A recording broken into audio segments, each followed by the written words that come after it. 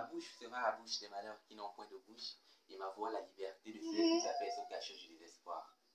Vous avez sûrement déjà entendu cette citation si vous êtes un tout petit peu friand de littérature africaine francophone, de littérature nègre francophone.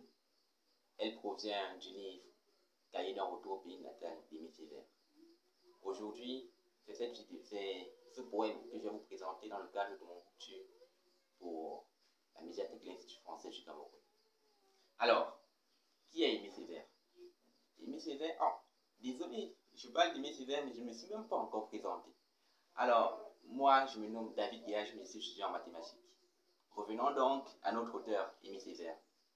Aimé Césaire est c'est un écrivain, c'est un homme d'État, c'est également un homme politique français, mais également antillais. Et justement, ce paradoxe, cela fera toute son existence. Ça fera toute sa vie, toute sa carrière d'écrivain. Après son baccalauréat obtenu en Martinique, la Martinique c'est un tout petit état d'outre-mer français, comme on les appelle souvent, et qui était à l'époque une colonie française au même titre que le Cameroun et le Sénégal avant les indépendances. Quand Aimé Césaire obtient donc son baccalauréat, il part en France. Continue ses études, il est à l'École normale supérieure de Paris. Il endroit même où de grandes figures françaises comme Victor Hugo ou encore Jean-Paul Sartre ont étudié. Une fois qu'il termine ses études, il rentre dans son pays, mais il fait face à un tiraillement. D'une part, il est noir, il est nègre, il se doit vraiment d'assumer ce rôle-là. Mais d'autre part, il a étudié en tant que Français.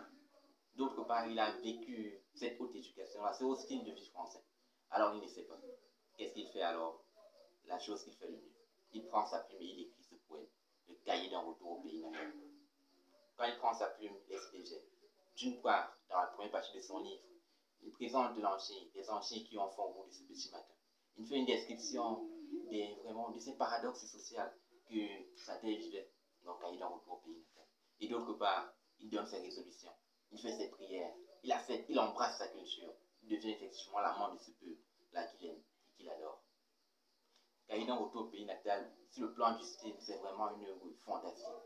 Il a combiné magiquement, talentueusement, avec une certaine insolence même, une certaine rage, la beauté du style français et les traditions noires, les traditions africaines, parce que la Martinique, ce sont des esclaves africains pendant la traite négrière. Il maîtrise cela. Et ce style-là, on le retrouve même encore dans une saison au Congo où la tragédie de Christophe. Il mélange vraiment la tradition des griots, des poètes africains, avec le style français, la beauté de cette langue.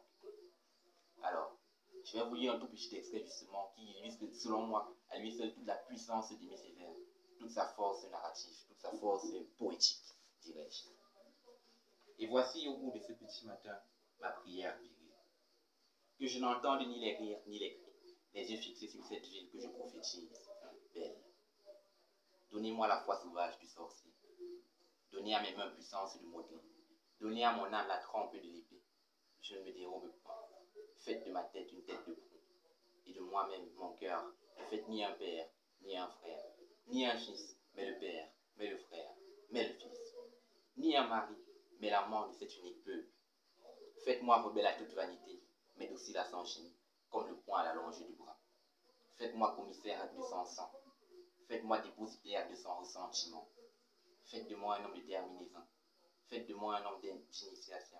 Faites de moi un homme de recueillement. Faites aussi de moi un homme d'ensemencement. Faites de moi l'exécuteur de ces œuvres. C'était tout pour ma présentation. J'espère que je vous ai donné envie de lire ce monument de la littérature africaine qu'est le cahier d'un retour au pays natal. Et si la vidéo vous a plu, n'oubliez pas de voter pour moi.